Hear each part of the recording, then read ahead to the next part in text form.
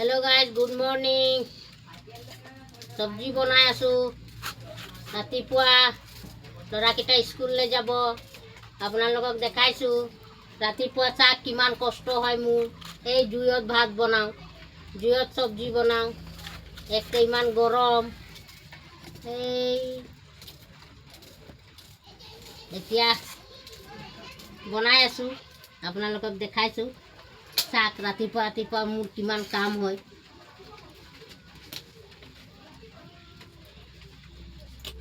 আপোনালোকে চাব।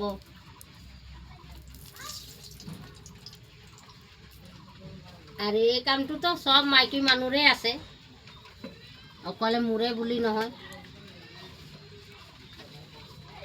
ৰাতিপুৱা ৰাতিপুৱা শুই উঠি সবজি বনাব লাগে। সদায় সবজিৰ এটা টেনশ্যন লাগি থাকে। ৰাতিপুৱা কি বনাওঁ, 12টাত কি বনাওঁ সবজিৰে।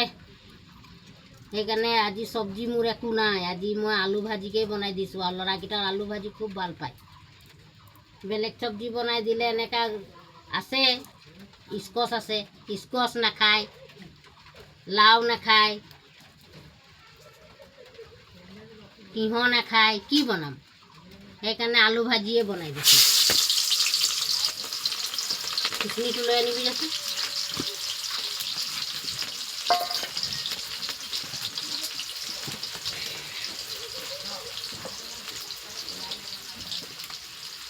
আলু ভাজি খালি খুব ভাল পায়। আলু ভাজি ডালো নালাগে তেতিয়া। এটা মাজু ল'ৰাটোতো এই ডাল নালাগে, সি ডাল খাই ভাল নাপায়। মই আকৌ আলু ডাল নহ'লে মোৰ নুসুমায়।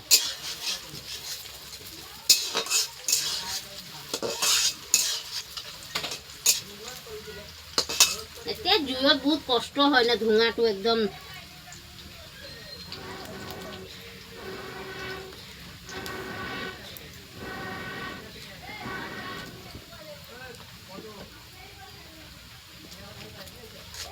ৰঙাকে আলু ভাজি বনাই দিলে খুব ভাল পায়। তেল অকণমান সৰহকৈ দি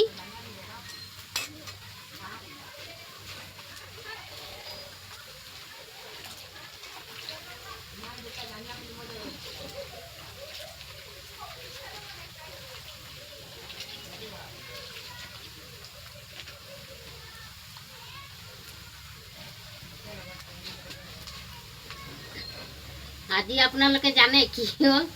আপোনালোকে হাঁহিব নেকি? আজি মই ৰাতিপুৱা শুই উঠিয়ে পৰি গ'লোঁ। এনেকা নিজে এনেকা হাঁহি উঠিছে। মই কৈছোঁ আজি কি হ'ল বোলো, ৰাতিপুৱা মই পৰি গ'লোঁ বোলো। তাৰপাছত এতিয়া কঁকালটোত দুখ পাই গ'লোঁ। এতিয়া চাউলটো ধুবলৈ ইমান কষ্ট পাইছোঁ। ডাইনিঙত থৈ কিনে চাউল ধুইছোঁ। আকৌ নিজে হাঁহিছোঁ। ইমান ডাঙৰ মানুহজনী পৰি গ'লোঁ। আপোনালোকে কৈছোঁ, আপোনালোকে নাহাঁহিব যে।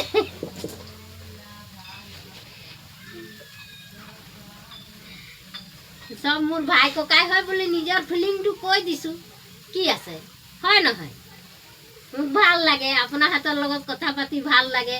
ইমান ধুনীয়া ধুনীয়া কমেণ্ট কৰে, কমেণ্টটো পঢ়িয়ে ভাল লাগে। আপোনালোকে জানে দিনটো যেতিয়া মই ঘৰত অকলে থাকোঁ, তেতিয়া কাৰোবাক মাতিকে পঢ়াইকে আৰু শুনো, তেতিয়া মোৰ মানে একদম দিলটো বেলেগ এটা ফিলিং যে আহে যে যি হওক মোক মানে কোনোবাইতো আছে মোক ইমান মৰম কৰা। কি ক'বা, মনত বহুত দুখ, মানে কৈ লাভ নাই। মনৰ কথা মনতে থৈ দিম আৰু।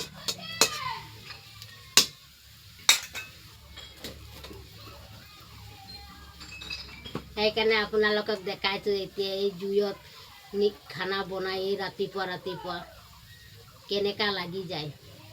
গেছ আজিকালি 45 দিন নহ'লে গেছ নাপায়।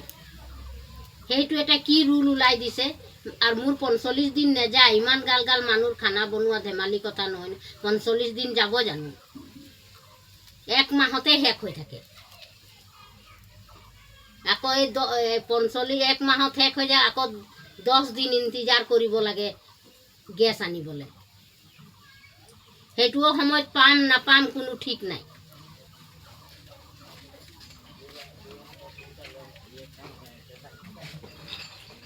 বহুত পৰিশ্ৰান হৈ গৈছোঁ মই গেছৰ কাৰণে।